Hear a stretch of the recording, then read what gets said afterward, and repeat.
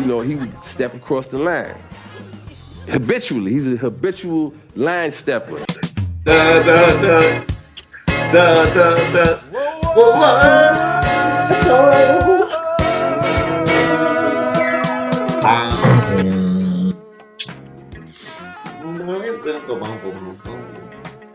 What's up, happy man? Hey, what's up, man? Well, it's easy to be happy when your team is about to play in a second round playoff game in just under an hour.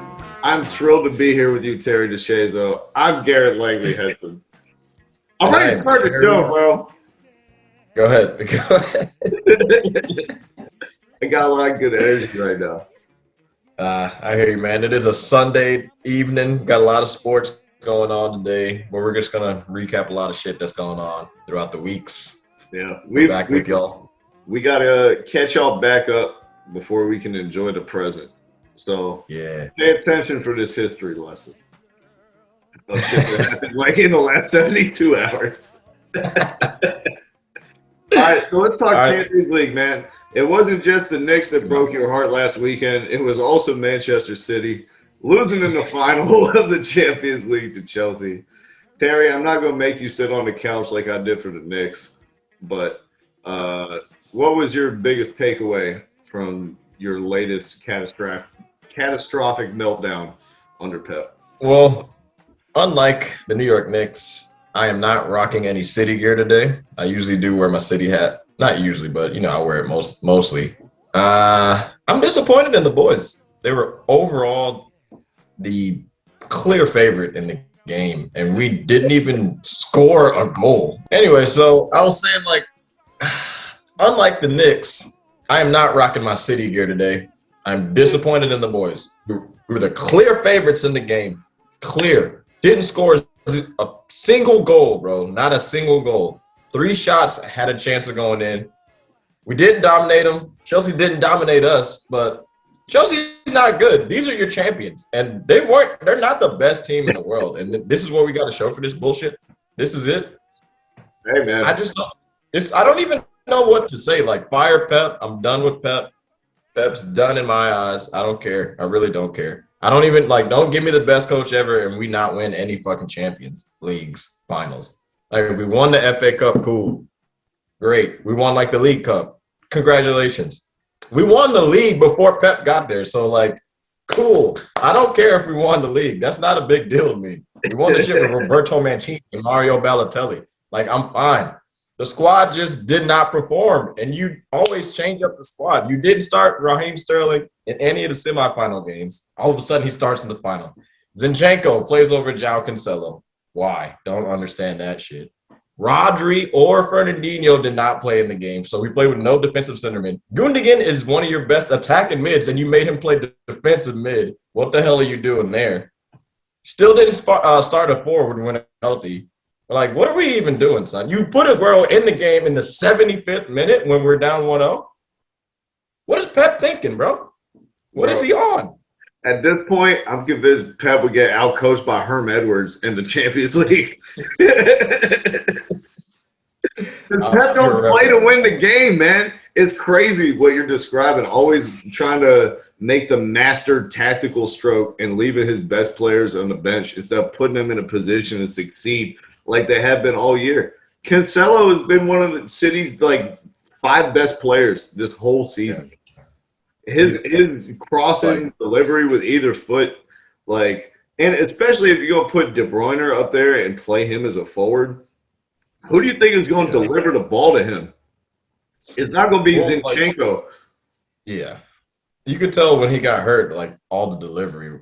The delivery from the crosses and everything was just so bad, man. But my thing is you have players to play striker, right? So all season people were saying, I don't know how City's doing it with his false 9, it's working, but it's not really. You got the striker. He's healthy. He's going to leave when the season is over. You don't let him get his glory off, son. You don't let Aguero get his glory off. You don't start him. You put him in way too late in the game, bro. I just don't understand what he was doing. And he looked as soon as the Bruyne good when he came in too. He gave y'all a fucking outlet to go through. That's what I'm saying. Then my thing, the ball was dangerous. And I tell you what, Aguero wouldn't have been caught asleep at the far post like Mahrez was. Oh shit! It's a tap in. Yeah, Mahrez didn't play great, but like I'm not gonna shit on him for playing Mahrez. Mahrez is playing fantastic all season, so No, it I'm is not what it is. playing Mahrez. I'm just saying you want Aguero to be in those type of positions. Yeah. Where you're finishing off those balls. This is what happens when you play like attacking mids everywhere. It'll just be like we're just gonna figure it out. Yeah. Well, that's the thing though. Like It didn't work without David Villa. Yeah. My thing is like you put this super attacking team out there, right? And you didn't get any like clear chances. You didn't really get any clear chances, and then also you didn't get that much more possession than they did. Like Chelsea's not even a possession team, and we only got what, like 56, right? And so 57. Like, come on, dude. Like, what? Come on, bro. It's like they're not going to dominate possession anyway. You knew they were going to counterattack. And where was Gundogan on that goal where they play a ball on the ground? Like, if that goal happened against me in FIFA, I'd be like, this is fucking bullshit. This would never happen at this level. I'd be like, these guys are too good to allow this stupid shit to happen. No. Yeah. Champions League final, a through ball on the ground in between two center backs. I was like, dude, this is trash. Yeah, Zinchenko fell asleep on that goal. It was just absolute garbage. Haji, you think he would have had an avenue to pass that if Rodri or if Fernandinho? Fernandinho? Nah. I mean, Gundogan's not a defensive mid. Like, I just don't understand why he did it, bro. But Chelsea's going to counterattack. Like, Chelsea, not once have they ever come to game and be like, all right, we're going to dominate possession and impose our will on the other team, and we're going to create all the chances with, like, short passing in the final third. It doesn't happen. Yeah. They play fucking 5 defenders. Like, yeah. I mean, like, I don't want to sound like a complete jackass. I'm just mad, in general, but does he know how to win without Messi? I'll do it for you. Can he win without Messi, bro? Can he? He can't, bro. To me, he doesn't look like this great tactician, dude. He looks like a guy that over analyzes everything to the 1000th degree and just chokes. I think maybe that's why having like that team that had like Messi and Henry on it. Eto'o was a leader on there to some degree as well. But it's like Henry and Messi have like the clout to like tell Pep to like chill the fuck out. Like they're like, it's gonna be all right. He was talking about that I think in the Amazon Prime documentary I saw on the joint like behind the city, where he was like before the Champions League final, he was like the whole Barcelona team was like chilling. They're they're about to play a training game. It was like everyone. He was like, I was freaking out and doing all this stuff, and they're like, just relax, dude. Like we're about to go out there and handle this. Yeah. I don't think there's anyone like that at City that's like, bro, we got this. Like they all follow Pep with this neurotic. No, they do. I mean, they don't have anyone like they should have kept Yaya Toure around. Tell everyone to chill the fuck out. Yeah, I mean, look, man, this is going to be a big stain on his legacy, bro. That's all I can say, man. That's all I can say about that, dude. You know what else is like a small stain on someone's legacy? LeBron James, baby. What do you think of, well, you're not like the biggest LeBron fan in the world. Hey, I tell you what, though, his transition game can only be matched by yours, Terry. That was terrific. You gotta give it up. Let us spread your wings and fly, buddy. What do you think, man? You're not the biggest LeBron fan. Do you hold this against LeBron? Is it just you got bad teammates? Your team got hurt. What do you think? Against LeBron, I said it when Solomon Hill first dove into his knees. Is he ever going to be right again? Have we seen the last of best player in the world, LeBron James? And I'm desperately afraid that is true because the man that I've seen since he came back from this injury, he don't have the lift. he don't have he's not initiating contact and punishing people the same way he used to just punish people. He's doing the jump in the air bailout passes, but they're not like the way they were intentional before, where he'd do them to draw two people to make someone wide open. He's actually getting stuck and having to throw the ball out. And so ultimately, like, am I going to be like, oh, he's not as good as MJ now because he lost in the first round? No, he was never as good as Michael Jordan, and it shouldn't have been a conversation. But he came back hurt, and he's clearly not 100%. And his team is a bunch of knuckleheads. Dennis Schroeder, I told you before the season he was going to fuck this whole thing up. You were totally right on that one. And then they added the pandemic penguin to the mix and thought that was going to make it any better. Yeah. Dude, like, what do you even sign Drummond for? I even said this on Twitter. This shit got me off my Twitter hiatus for 5 years. Like, why even pick up Drummond if you're going to play Marc Gasol? The whole first half, I don't even think Drummond got in the game in that game, bro, in game 6. I think maybe for a couple of minutes. I don't even remember, even if he did get in the game. Why play Marc Gasol if you sign in Drummond to be like your championship big to dominate and get rebounds? What's the point? I get you want to spread the floor and do all this stuff, but like Drummond can't dominate and get rebounds. I mean, he was getting double-digit rebounds playing like 16 minutes. If you leave him in for 30, maybe he can get you like 20-something and you can have extra possessions. But they didn't even let it happen.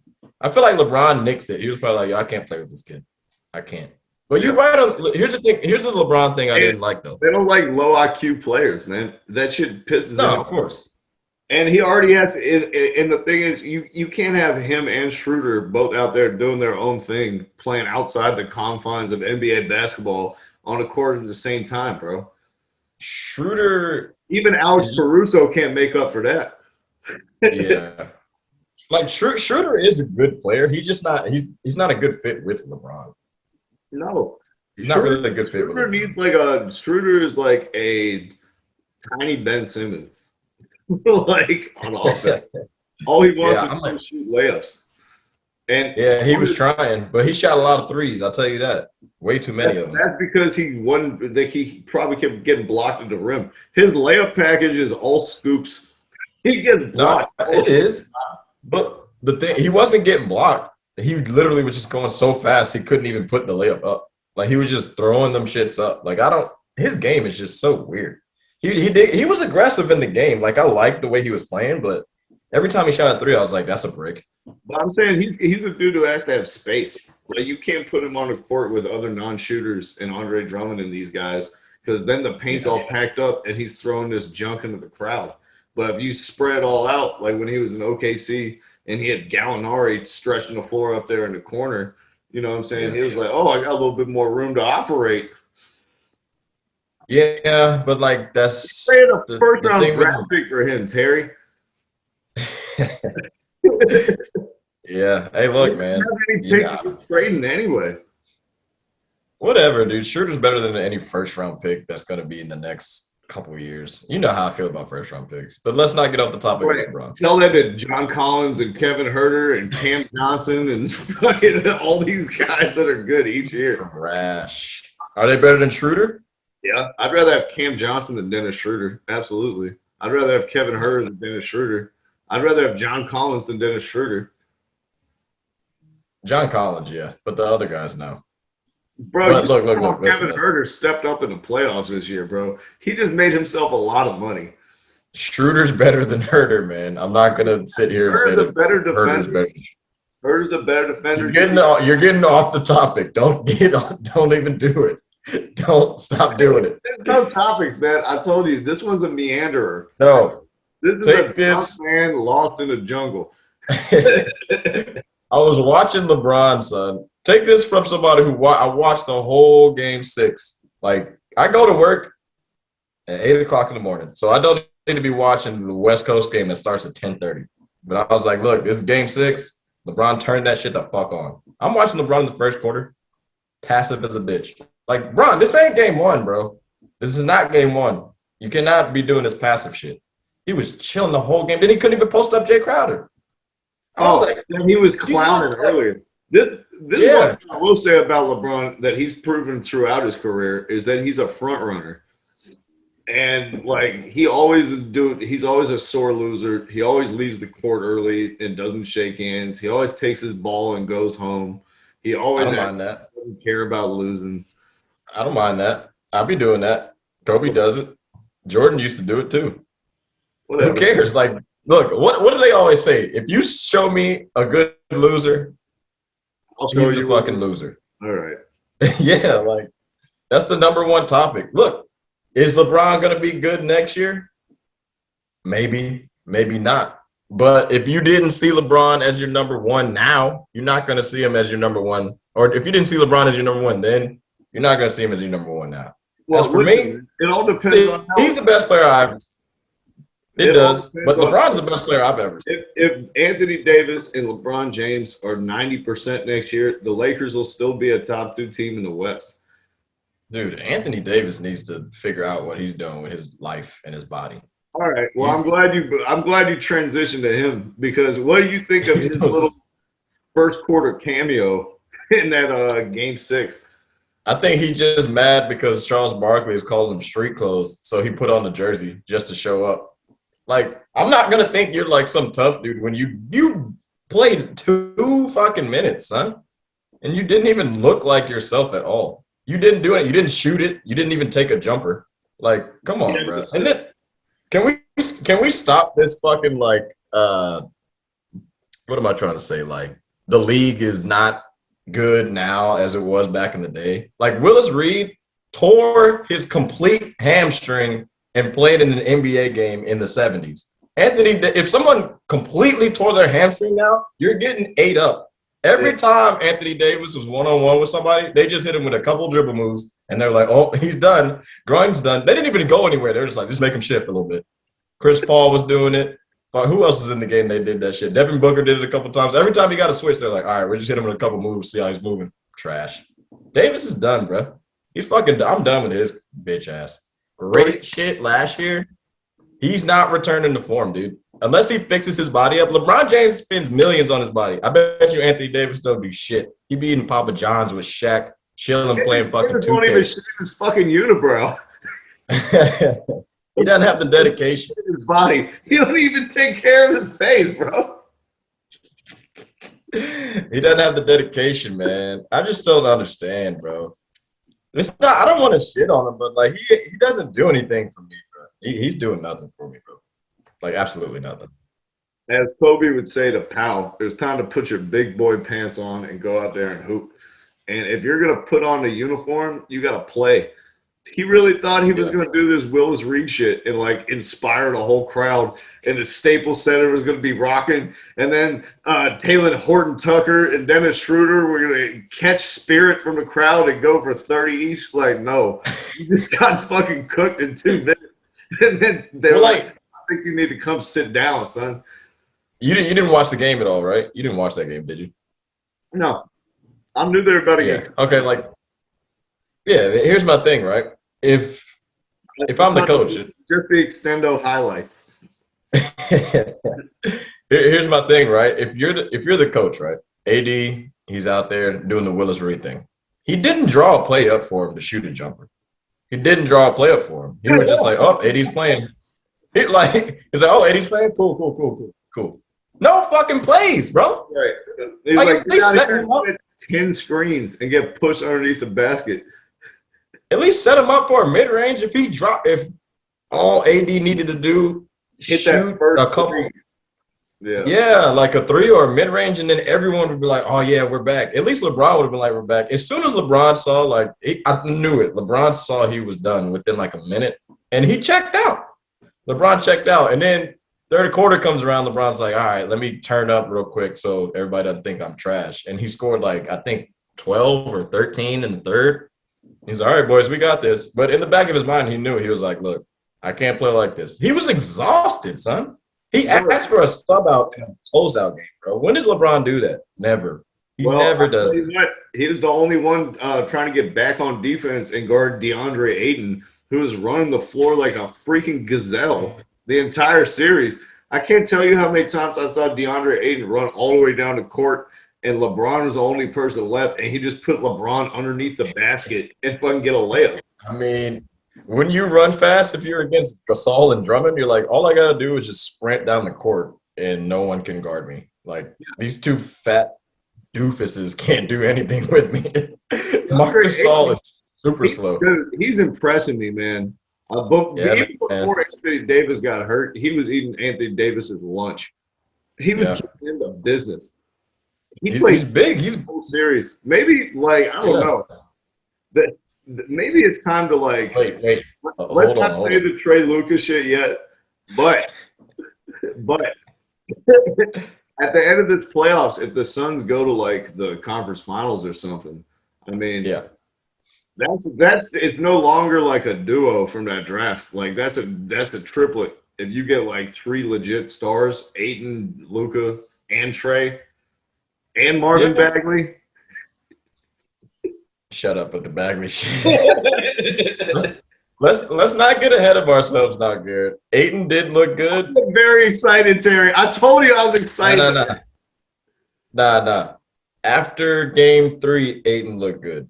When Anthony Davis was fully healthy, he dropped 30 on his ass in 2 separate games. He dropped 30 and 12 and 6 assists on his ass in 2 separate games. So I am not getting super excited about it. All right? That was a 90% AD destroyed his ass. I ain't trying to hear all this. He was dominating AD. Were you watching? 34 is not destroying him. He was killing him. And Ayton was killing Anthony Davis. What 34 is not destroying him. Anthony Davis scored 34 in game 2, and he scored 30 in game 3. What are you talking about? Bro, what was Ayton doing, though? He only missed, like, 2 shots the first 3 games. He was, like, 11 for 12 both games. He didn't score 30. He didn't take all the shots. The efficiency, bro, he's shooting, like, 90% from the field, getting, like, 20 and 10. That's stupid good. I'd rather have 30 and 12. I'm good. I don't need to take 15 more shots to get 8 more points. No. I like what I'm seeing from the young fella. And, dude, like, Chris Paul is going to spread the ball is going to go to who's open and who's going to make a play when Chris Paul is on the court. Like, some games you might have the opportunity to punish your mismatch and get 40. Some games you might have to get 15 points and give me 20 boards. Some games you might get doubled early and you might have to kick it to the short corner every time. You know what I'm saying? Yeah. That's how it goes. That's what Anthony Davis hasn't fucking figured out. Anthony Davis got a championship, and he was almost a Finals MVP. I can still slander him, but one season isn't going to keep me from slandering you crazy, though, you know? Good shit, but if Ayton can turn into like a rebounding machine, then maybe we can talk about it. Or like once Chris Paul retires, you know, maybe we can talk about it. But as long as like CP3 and D Booker there, he's going to be the third banana. He looks good, but he's not going to be as efficient as he was during this series. And plus, if you watch some of the pick and rolls, I'm like, yo, what are you doing, bro? You are rolling with Chris Paul, and you don't know how to roll and catch a pass. Like, he can catch it, but he's just so off. Like, it's just weird the way he rolls on the picks, man. It's just a little strange. His footwork needs to. The way he rolls. He rolls fucking hard to the rim. There a couple times where he caught that shit and just went right up into Montrezl Harrell. Just like, you're just too small for me, and even if I miss this shot, I'm all over you for the tip in. Like, I'm what? here to beat you up. Hey, he's straight. What happened to Montrezl Harrell? What happened to the 6th man? Oh, he's a free agent. He's just too small. He's a free agent. Is he just too small? That's what happened. Like, he's gonna get a fat contract from the Magic.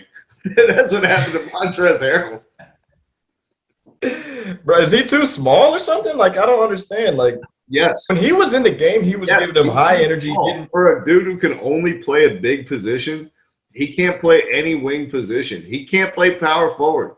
In the playoffs, he can only play one position, center. That's not going to work against some of these dudes when you're 6'8". See, here's my thing that's so weird about it, though. Like, I've seen him shoot outside shots. He just does. I guess he's just not confident enough in a game situation to, like, shoot it, I suppose. Because, like, when they guard him like he's like Andre Drummond. Like they're just like, oh no, he's not gonna shoot anything within 5 feet, so I'm good. It's They're just gonna so give weird him because the he Draymond Green treatment. Like, all pretty right, much. you make 5 threes in a finals game is like congratulations, but we're Yeah. not gonna bet It's that you keep doing that.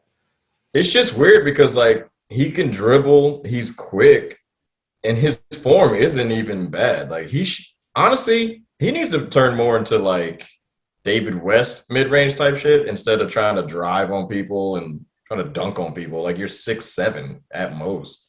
Yeah. You got to start hitting outside shots, man. You got to change up your game. I think that's what Frank Vogel saw. He was just like, yo, kid is just thinking he's like Shaq. Like, I don't know what's going on here, but you're really small. We said all this shit at the beginning of the season, or at least I did. I think No, we did. You did as well. Concerns with him. We did. I like that. I like the Yeah. And even the Clippers. I was like, dude, I'd rather have Ibaka than Montrezl Harrell. At least Ibaka can play in the playoffs. Ibaka's big and he can guard Jokic. And that's what we were talking about. Like the Nuggets are going to be the next team up, and you need to get someone that can like at least stick with Jokic. Because Jokic was giving Harold. He's not going anywhere, bro. Jokic ain't going nowhere. You need to have, and it's not just him. Like in the West, you got a lot of like face up, drag you out of the basket bigs. You know what I mean? Like you're gonna have to have somebody who can protect the rim and be able to guard on the perimeter a little bit. Yeah, I mean, because if you look at it up and down, I mean, the Jazz have Gobert. Harold ain't doing anything with Gobert. The Suns got Ayton. Harold wasn't doing anything with Ayton.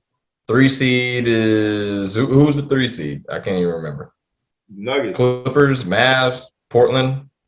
The Nuggets, who have Jokic, who would destroy him.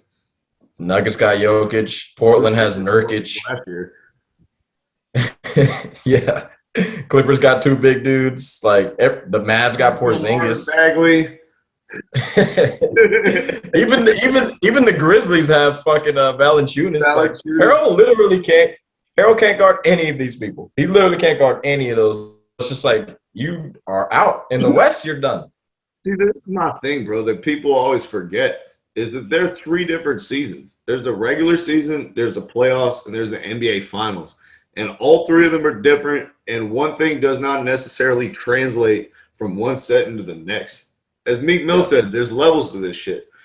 So, like, one of my least favorite type of players is the regular season, I play harder than you guy, which is what Montrezl Harrell is. That he's like just you and outwork you and do all that. Well, in the playoffs, everyone's playing really hard and everyone's playing physical. So now, like, the greatest strength of your game is par for the course, bro. So you got to find other ways to be effective. And usually players like that really struggle to make an impact. Yeah. And then here's the thing with that Lakers roster. It's like Harrell is done. Kuzma looked like he was lost in a world of I don't know what's going on. If I'm Kuzma, I'm like, bro, Brandon Ingram.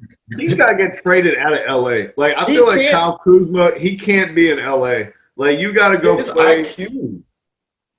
His basketball IQ is so low. It's because you don't spend no time watching film, Terry. After practice, he's going out to the fucking strip and he's getting photographed with the who's who of LA, and he's doing God knows what. They need to send him down to the Fort Wayne Mad Ants or to the Delaware 87ers or some team in the middle of fucking nowhere for him to see like his game, bro. What I would want for Kuzma, like basketball wise, get traded to Milwaukee. Like get his ass out like Utah, Milwaukee. No, not even Utah's too close to LA. I need him to go to like OKC. You know what I'm saying? Like basketball wise. But like life wise, we know him. If he's a free agent, he's like, I don't give a shit what anybody in the middle is offering me. I'm going to Miami, New York, or LA. I don't give a shit what y'all talking about. No. These teams. I think Kuzma pulls the Stephon Marbury and he takes the overseas check. He's gonna be the first player to go play overseas in Milan and make $20 million a year playing in the Italian league. I keep seeing all these memes of like what's Kuzma's next move, and they only have like Chinese teams on there or like teams from Japan. Bro. This is the thing, right? I don't even know how many minutes Kuzma played in the game 6. It looked like it was maybe like 15 or 16. LeBron's got Crowder pinned, right? So you know when you got him pinned and Schroeder has the ball on the wing and Kuzma's at the top of the key. So LeBron's Crowder is fronting him, right? So Schroeder kicks it to Kuzma, and that's when you kick it to LeBron because he had him pinned and you're at the bottom. Kuzma shoots the 3. He just shoots a 3. And LeBron was done, son. This is in the middle of the third quarter. Kuzma did that, and LeBron just throws his hands up like, what is this kid doing, man? And then LeBron walks back on D. And I was like, is LeBron still in the game? I thought he got hurt or something. That shit was hilarious. It was like 4 plays where LeBron didn't even get back. He was like, I'm out. I'm out on these guys. Remember when people were like, you know, Lonzo is the basketball IQ, but Kyle Kuzma's not afraid of the moment. Yeah, I remember that. Kuzma's over the summer league, they're like, Kyle Kuzma might be the best rookie on the team. Yeah, I mean, like Kuzma's out here looking at the dudes he was with. Like Clarkson is the 6th man of the year. Lonzo's looking pretty good over in New Orleans. Brandon Ingram's an all-star, and Julius Randle is an all-star. So Kuzma's like, yo, where's my money at? And don't forget your boy Josh Hart, who's fucking getting 15 rebounds a game off the bench. And Josh Hart's looking pretty good too. So it's like, if you're Kuz, you're like, hey man, where's my shine? I want to be a. Did you mention Randall too? Yeah, Randall. Yeah, I said Randall. He's an all-star / almost MVP type guy, like just regular season. But like, damn, bro, like Kuzma did look bad, man. I thought the passing, you know, a phase. You know, I thought he could pass, but nah, his IQ is low, like super duper low. He just comes in and shoots. This is the thing. When he came in the league, he was like 23. Like he's a finished product when he came in the league. Yeah, he was 22. You're not going to get like miraculously better overnight coming in the league, like entering your prime as a rookie. Like you're pretty much already. If you don't know how to pass and you're already in your mid-20s, you're not going to figure it out. He doesn't look to pass though. That's the thing though. Like he doesn't even look to do it. You already know when he gets the ball, it's a black hole. He's the definition of a black hole, bro. Which is. My God, man. That shit was bad watching him. Related to Randy Foye, or those are just rumors. I don't even know. But, like, the team that came back, so the Suns were beating them by 30, and the guys that were on the floor to come back to, like, get it down to 10, it was, like, LeBron, Taylor, Horton, Tucker, Schroeder, Gasol, and Casey. Yeah. And then they had Wesley Matthews come in a little bit. And I'm looking at this team like, why the hell did anyone think they were going to win? If Anthony, like, yeah, okay, you look good when Anthony Davis and LeBron are on the court, but like if one of them goes down, you're just like, oh, this roster's actually not that good. Like when you think about it, if Anthony Davis goes down, LeBron will probably figure it out if he's healthy. If LeBron goes down, oh no, it's the Hindenburg. I guess I gotta start looking at these teams as far as like if one star goes down, let me look at this roster. Can they win a basketball game? Everyone is fucked if one of your stars goes down unless you have like one of the 2 best players in the league or you have 3 stars like the Brooklyn Nets. That's why they're like rid of LeVert and some of our depth because they're like, what happens if James Harden or Kevin Durant hurt themselves in the playoffs? And now I just paid $100 million of luxury tax for nothing. So I can watch Kyrie Irving fucking yo-yo the ball all over the court. 41 shots. And see, that's the thing with the Nuggets. When like Murray went down, you people do talk about like, when somebody goes down, you have to have guys that like can either dribble the ball or get their own or score like by themselves without someone passing it to them. And the Nuggets had a bunch of guards that like can kind of do that. Like Campazzo can't get his own shot, but he can handle the ball and he's smart and he's not going to lose it. Monte Morris can dribble and he can shoot threes pretty well, and he's smart too. He's not going to lose the ball. Like that's why the Nuggets really didn't get depleted. I mean, Jokic, his game went up, but the guys that replace Murray aren't like dudes that are going to make dumb decisions for you. So you got to start looking at teams and like, does your backup, can he get a bucket? Can your backup dribble the ball? All right, and you'll be set. You're good. A lot of people can't say that shit. So in the playoffs, you got to be able to score in a variety of ways. and from a multitude of spots. And so you want players who could do that. And the more limited your shot profile is, the more easily you're going to be able to defend it in the playoffs. So when you say Campazzo can't get his own shot, he can in the regular season, but in the playoffs, they're like, okay, well, you're going to get blocked at the rim, so we're going to funnel you and make you take all your shots at the rim. Yeah. If you're not a well-rounded player, you're going to like be forced to do something that you're not good at, such as when we all had to witness Reggie Bullock attempting to dribble during the past week. Yeah. But when you say, like, can your backup point guard score, is not just can they score, because, like, Lou Williams can score, but Lou Williams sucks in the playoffs because all his points come off and ones that he's not going to get those calls in the playoffs and pump fake mid-range shots. Yeah. So it's not just can you score, it's can you score on 3 levels. And that's when you'll continue to be effective. Yeah. I mean, more, I was just like, also, do you have people that can literally just dribble the ball? Like, if you got these dudes that can just shoot and can't dribble, like, it's a problem. It's like an actual problem. Well, you know what I'm saying? Because the Lakers – especially if your backup point guard can't dribble, like Frank Ntilikina. But go ahead, Terry. D-Rose and quickly, man. That's it. D-Rose, come back. D-Rose, come back. Actually, don't come back. So long. I don't care who comes. I really don't care who comes back. I'm not even gonna lie. If D-Rose doesn't come back, I will. Like if Elfrid Payton just cut his hair, he'd probably be able to play better. And then he cut his hair, and people are like, "No, it was just a haircut." He's just not. He's not good. Elfrid Payton's not good. I mean, this is like his 3rd or 4th team, and he's only been in the league for like 3 or 4 years. Like like, why would you think the haircut would help at all? Like, you've never said that about any other player. Larry Bird had a shitty haircut the whole time he was in the league. Steve Nash was playing great when he had the worst haircut in the league. With that Trae Young. Yeah, Trae Young has horrible hair. Trae is balding. Like, he is balding. That's Spike Lee's fault that he didn't come to collect after Game 5. Start that bird sanctuary I know he's been dreaming about.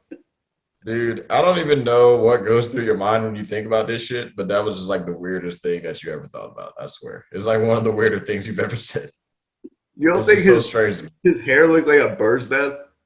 No, it does, but you were just like, Spike Lee should take it and use it as a bird sanctuary. What the hell, man? Hey, man, he's a showman. You know, this is what it's these big moments. You want to talk some Eastern Conference then? Yeah, let's switch it up. Let's go East. Oh, actually, hold on. Before we switch up, one thing I wanted to note on the Nuggets is that Michael Porter Jr. When Jamal Murray tore his ACL, Michael Porter Jr.'s eyes got about this round. This is the moment he's been waiting for. He couldn't wait to get 8 more shots a game and show people what he can really do with an increased volume. And I think he's going to be like a legit number 2.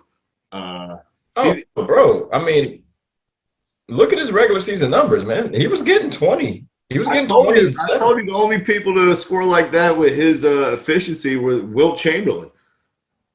Yeah. I mean, look, me and you both called this. I was like, if he can get himself completely healthy, like the back issue is gone, he's really good, man. People missed out on that. And the Nuggets had the luxury of, like, stashing him away to do this. Like, because I watched him in high school. I'm sure – did you see some of the high school clips? Yeah, Trae Young and who are we talking about? And Michael Porter Jr., man. Oh, yeah. Michael Porter Jr. and Trae Young played on the same AAU team in high school. I had no idea. But, like, this is when I knew that Michael Porter was going to be good.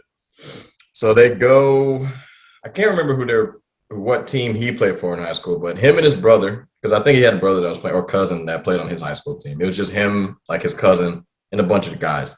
Yeah. They played against Sierra Canyon. Huh? Deontay Porter. Yeah. He was really good too. Maybe. He got fucked. He had like both his ACLs and stuff. Yeah. So in high school senior year, it was Porter versus Bagley at Sierra Canyon. And Sierra Canyon was like, they had the stack squad. Bagley scored about 30-something. But fourth quarter came around. Porter only had about, like 10, 12 points. 20-point fourth quarter. Beat him. Was that the one where he hit like 6 pull-up threes right in people's face? It wasn't like he was hitting pull-up threes. He went to the lane, was doing a LeBron spin and dunking it. He was hitting mid-ranges. He was crossing kids up. I was like, this guy is a woof. I was like, he looked like KD, and then like also he looked like LeBron. And then he looked like Tracy McGrady. All in this, and like in one game, I was like, oh my God. And then he broke his back. I was like, damn, I don't know if he's gonna get back to it, but he's looking good. I tell you, he's looking good, man. I knew that he was gonna be good when the Nuggets drafted Bol. Because I was like, there's no way that they're going to take on 2 dudes in consecutive drafts with first-round picks that are never going to be able to play because of injuries. Yeah. I was like, the fans will revolt. So it's like they had to know that he was good, like, after that year. You know what I mean? You can't take another dude who's never going to hit the court. Yeah. Well, I mean, like, if anyone watched him play, they knew he's a legit superstar, bro. He is a really good player. This is his second year in the league, right? Yeah. Yeah, he's a superstar in the making, son. Like, this might be his coming out party. If they can win this next matchup. Year, but he didn't play his whole first year due to injury. That's right. Yeah. Because he's like I said before, he's the same draft class as Trae Young. Playing on the AU team. Well, here's the thing, bro. Like, next year, Murray's going to be out. Yeah, we hate the East Coast. But Murray's going to be out. Murray's going to be out for an extended time next year. I think Porter can probably average like 25. Bro, you know what I just thought about that we're thinking about 2021? Is what if everyone turns out to be a superstar? Like Luka, Trae, Ayton, and Porter. And not Bagley. And not Bagley. Well, hey, man. Would that be the biggest draft day fuck up of all time besides it probably will be. Face over Michael Jordan, Sam Perkins? Sam Bowie. Or Sam Bowie. Sam Perkins. Hey, look, I legitimately though, like nobody's gonna be able to like, replace LeBron James or whatever, just as watchability wise. But if all of those dudes become LeBron James Jr. coming to a TV screen near you in 4 years. But if all those guys become superstars though, we'll see. I think the only person like people just hate Durant, so it's gonna be hard to watch Durant do shit. But maybe Giannis could take over the league. But if everybody just becomes really good, then the league will catch up that way. I'm just saying if those 4 dudes pop or whatever, that's an all-time great draft class. Like that's one of the best ever. Yeah. I just think like Ayton is going to be the worst out of the 4, but if he can like reach at least like Dwight Howard Orlando type shit, I'll be fine with that. I think he's definitely going to be at least like Amari Stoudemire. Yeah, I mean they play differently, but I'm just trying to compare it. 7-time All-Star. You know what I mean? Possibly. The Suns continue to be good, but possibly, yeah. I can see it. But I could definitely see it. So that was our Nuggets talk. I guess now we can go to the East. In 40 minutes, my Atlanta Hawks square off against the Philadelphia 76ers. Joel Embiid is a game-time decision. DeAndre Hunter's questionable. Pissing me off. Play or don't. You better announce that they're going to play in the game or announce that they're out the game. I'm going to give them a fucking hour window. Like, I'm playing or not. I need to know before the game's about to start in 40 minutes. Like, what the hell is this? How am I supposed to bet on this? That's what I'm saying. The NFL doesn't allow you to do this shit. The NFL's like, hell no. Is it playing or not? Hell no. But anyways, no Embiid? If I were Joel Embiid, like, I'm not playing.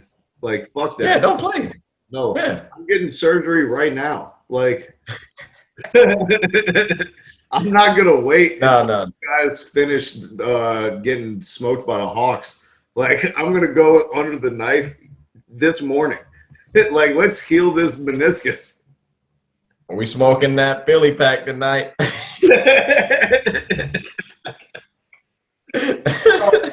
I don't, like, you never want to see it. Joel Embiid is my favorite player in the league, so I was really wanted to see how my Hawks would like stack up against him and how he'd perform. But if he's not, that says a lot about you. What? Embiid being your favorite player. That says a lot about you as a basketball player. I mean, I like the biggest, floppiest, fucking goofiest dude on the court. Like, that's my favorite player. That guy. Honestly, Facundo Campazzo is accepted from that. I'm sick of this Campazzo guy. I don't know anymore. Like, I'm honestly torn. I really like Jokic, Embiid, and Campazzo, and I don't know who's my favorite anymore. I really don't. I like Jokic, man. He plays really well. Embiid is good, but I don't like big guys that dominate. That's really not my thing. Really unathletic people who are like playing good at basketball. Like, I really something about this Jokic thing. I don't know why, but it just calls me. Like, I don't know if there are any similarities, like between the two of us not being able to jump over to yellow pages or what. But there's something about his game that just speaks to me. But yeah, I would say though, I think Embiid plays the most like you, so it makes sense. You don't really pass a whole lot, and you like to post up, and you're a black hole. But if the double comes, you'll kick it out. You're unselfish, but I wouldn't call you like a good passer. You know what I'm saying? I think that's very fair. Hey, but I'll reward you if you cut. If you cut, I'll reward you. You know, unless Embiid does layups, and then I'm not. Yeah. I mean, like, I'm not out here saying like Embiid is like this superstar passer, but he's definitely not selfish. He's not like a super selfish player. I will say that. He's a team guy. You're right. Joel Embiid does play like me. Okay. But anyways, realistically, I could be totally wrong. Here's the thing about me and you, and the connection may be bad. I don't know if you can hear me or not. Here's the thing about me and you. We're either totally right or completely wrong. So this is going to go two ways with what I'm about to say. If I'm Embiid and I'm Doc, I can't say Doc. If I'm Embiid and I'm Glenn Nurse Rivers, don't play Embiid game one. Your team is probably better. Just see how you guys, feel out. Don't try to injure Embiid on a series you think you could possibly win.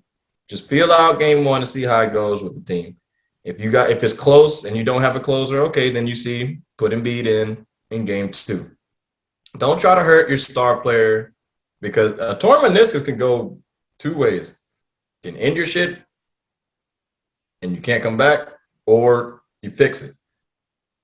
Don't try to do anything reprehensibly for Embiid, man, because he's got bad knees. He's got a lot of weight on them shits. Just see how game one goes. That's what I would do. I don't know about you. I mean, if I were Nurse Rivers, what I would do is put the ball in Ben Simmons' hands and have him take about 45, 60 shots this game. That's probably what I would do. Hey, man, it's not going to work like that. You know that's not happening. Ben Simmons shoot threes. I'm just excited that Trae Young gets to have another series off having to guard anybody, and he could just go stand in the corner with Danny Green. Green. Yeah, Danny Green. Somebody, Trae Young, dude. Yeah, because Danny Green's got no post-up game, so that's not happening. Reggie Bullock was the warm-up. He was like, I trained for this. It's so fun. Like, something's gonna happen though. Like, somebody's gonna figure out this stupid shit and try to get him in some picks or something. Like, I don't understand what the Knicks were doing. But what game do you think Dwight Howard is gonna get ejected in? Probably tonight. Game one? Yeah. I was like, it's an over-under. Game three? Well, if Embiid, it depends on Embiid. If Embiid plays, nah, he won't. But if Embiid, no, opposite. If Embiid plays, he will get ejected. If Embiid doesn't play, he's not going to get ejected. He's going to be all right, they need me to play. I ain't going to do nothing stupid. No. I tell you what, he's definitely getting ejected game three because when he comes out and it's a fourth quarter time and Dwight Howard is out there setting picks and catching lobs, the Atlanta crowd has a little secret weapon that we're going to introduce to courtside seats. And that's the tranny that was railing the shit out of Dwight when he played for the Hawks. We're going to get this bitch to sit right next to 2 Chainz and Gucci Mane. And when he goes to inbound the ball from out of a timeout play, she's going to give him a little pat on the that transgender lady. Was it a guy or a girl? What was it? Well, it's Pride Month, so I really can't say. It's always Pride. When is it not?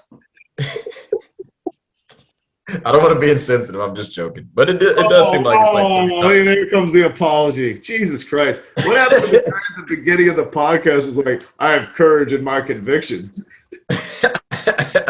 Hey, man, we all grow up. I can't be the same piece of shit I was a year ago. Well, that's good. But I'm just saying, there's definitely a surprise in store for Dwight when he comes back to the A. And it might be a backward. Hey, that's some like that was a sneaky wordplay. I like it. That's like some, I don't even know what type of trickery that is, but I would like to see it. I would honestly like to see it. Go Dwight, go. Right. Doing the post-game interviews. Yeah, we used to stay together. I still got his Netflix password. That'd be crazy. But hey, man. Hey, and Solomon Hill was the secret weapon. Yeah. We got another card up our sleeve, bro. Hey. What do they call the wives that come from overseas and like Russia and shit? What do they call those things? Oh, they're like mail order brides. Yeah. That's what you're gonna do. That's some sneaky shit. I like it. I like it. Wait, if it comes down to a game 7, we're gonna have a whole like a side bitch from the 70s come out or the 90s come out of the woodwork and say that she has a whole other separate family with Doc Rivers, and she will bring out 4 kids and introduce his children to him during halftime of the game. That'd be crazy, man. But if hey, look, I know you're happy if Embiid doesn't play. Realistically, the Sixers are going to lose if he doesn't play. If he's not in this series, the Sixers aren't winning. They're 6-12 without him, I think, or something like that. They're like 11-12. They're not winning without him. Is it? I thought it was worse. They don't have enough shooting. They don't have players. Like, look at their roster. Is Tobias Harris going to, like, he's going to get you 30 a night? 30 a night? Night. He could. I think he could. Like, I think he's with good percentages, though. Yeah, I think he's probably going to be their most consistent scorer, Tobias Harris. No. But it's like, you know what Danny You got DeAndre Hunter. You got DeAndre Hunter guarding him. That's what I told you. He's out. You got hurt again? Yeah, bro. That's what I said at the beginning after you said the Embiid show. Oh, I missed that. So now we're back to John Collins and Kevin Huerter and Kevin Huerter's okay. Huerter's all right defensively. Yeah, he is, but not on. What happened to Hunter? Not on power forwards. Tobias Harris is too big for Kevin Huerter, bro.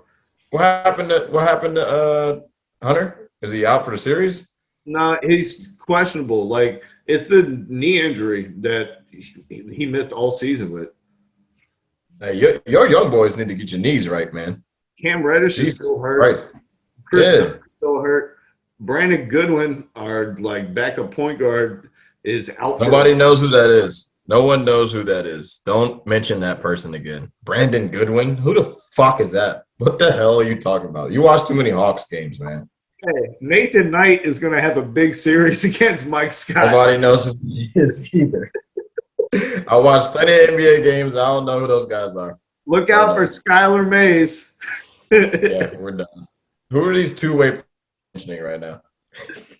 Skylar Mays sounds like a creative player if there was a WNBA 2K game. That's Sean May's brother. No offense, Skylar. I'm a big fan of your game. I think you're going to be a contributor. Man, I'm just happy, dude. I'm just happy with those guys. I think if Ben Simmons doesn't play, the Hawks get this done. And Ben Simmons also has never been able to guard Trae Young. So They better put Ty Trae Young is too.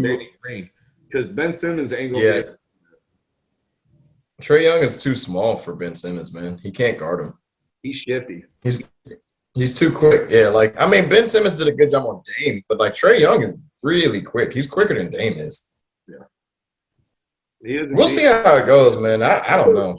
Am I gonna watch it? Trae Young is gonna bait you into fouls better than Dame does too. Like Ben Simmons plays very aggressive, even though he's fundamentally sound.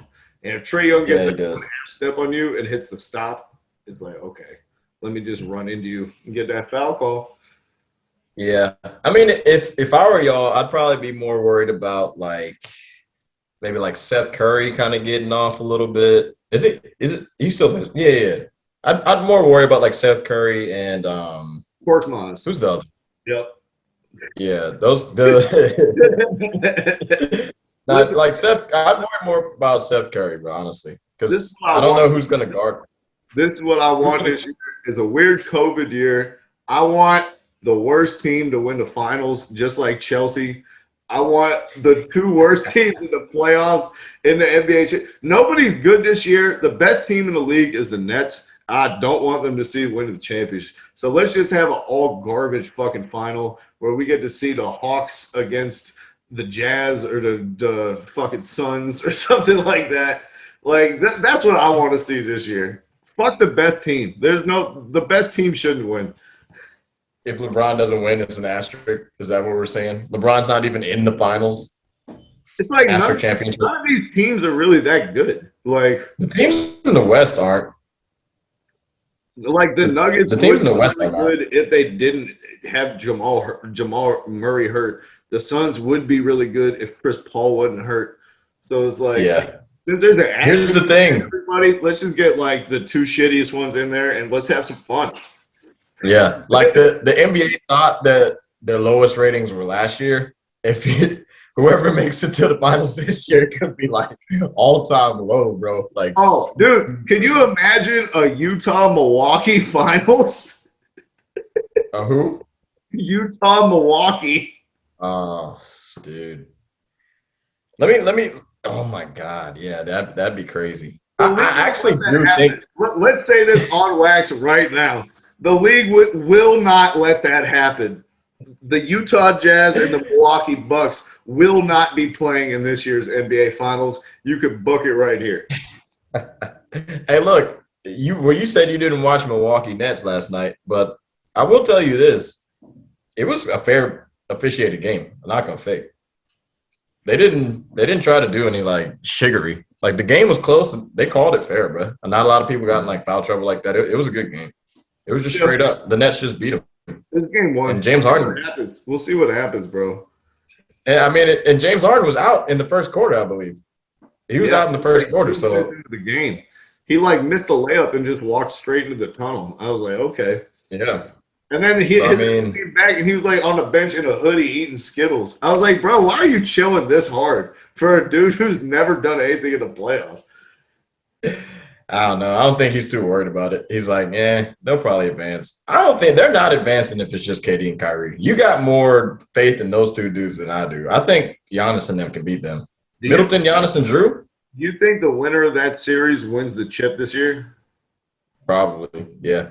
I think so, probably too. I think Milwaukee. I put my money on the Bucks. Although I think a Milwaukee Denver Nuggets series would be fucking fascinating to watch. Yeah, and bro, it was for me. I bet money on. I couldn't put a finals matchup. Putting it in, it was just too random. I didn't want to bet on two teams going there. I just put money on the Bucks. I put money on the Bucks. I got the perfect bet for you, bro. Ben Simmons to miss 25 free throws during this series with the Hawks. Hey, should we hack? I'm not joking. Are y'all gonna hack a Ben? Oh yeah. Yeah. For sure. Ooh, interesting, man. I don't know. Y'all got a chance, man. But I don't. How did y'all do against the Bucks this year? Did you beat them? Yeah, we beat the Bucks. I think the Nets? We split the series with the Bucks. We beat the Nets too. We split the series with them. I ain't even gonna fake. I think y'all do have a chance with like if it's just Kyrie, Durant, Nets. Yeah, the Bucks. I don't know. We shall see. Because I think Drew Holiday did a decent job on Trae. I mean, Trae. Nobody can really stop Trae Young, but like Drew Holiday did a decent job on him though. He did do a decent job on him. Yeah, well, I don't know. People can't stop Trae Young. It just takes a bad night of shooting. Who stopped him?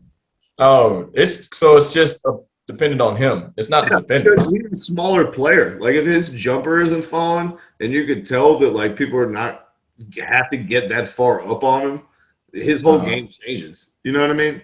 He doesn't have it. Like when you're a bigger player, you can like go back to basics and get easier shots around the basket and shoot over smaller players and just simplify things when your game starts getting rough. When you're 6 feet, it's like nowhere to go. Like, where am I going to get an easy basket? I'm 6 feet fucking tall. Everything is hard. Hey, look, that's up to the coach to get him good shots, man. You're going to have to do some off-ball shit. Yep.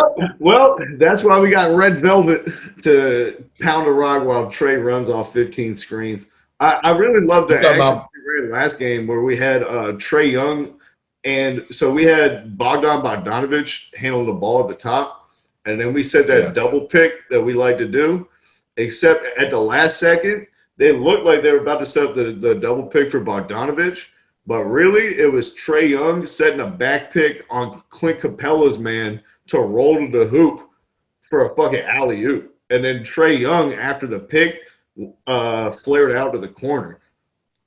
And he hit the three?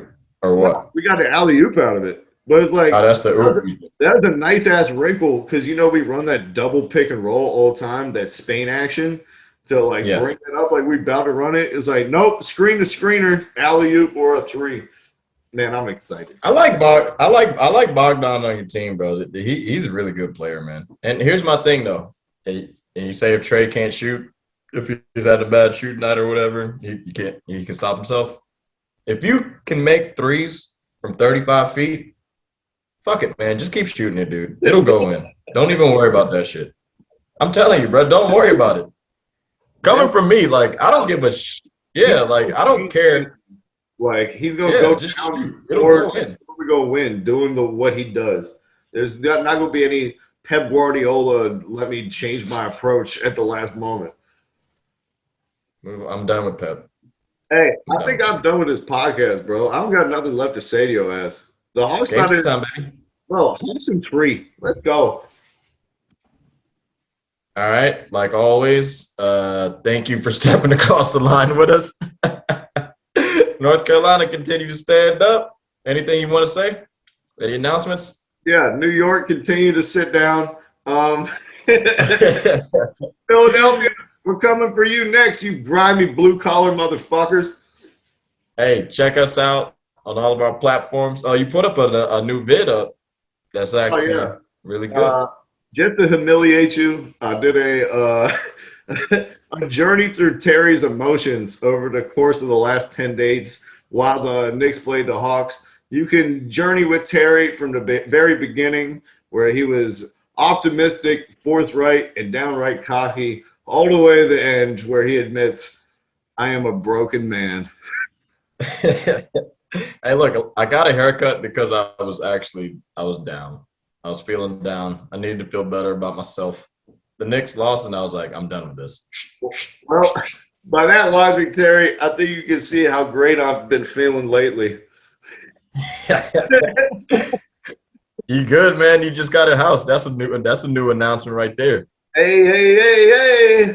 Yes, sir. Yes, sir. Welcome to home. Hey, we're on Apple Podcasts now. We're on Spotify. Oh, shit. We should have, podcast. We're on YouTube. We're on like 7 different platforms now. And that was like the big thing. We should have started that off. So if you guys listen to an episode you really like, you want to send us $1, you can do that. All right? We accept donations. You'll get it back on your taxes. It's a write-off, I promise. Yeah, you actually do. That's really weird.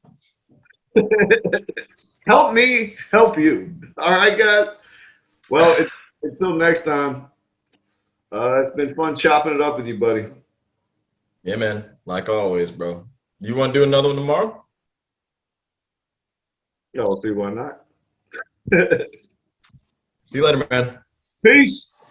Thank you for listening to our podcast this evening. Thank you. You're far too kind.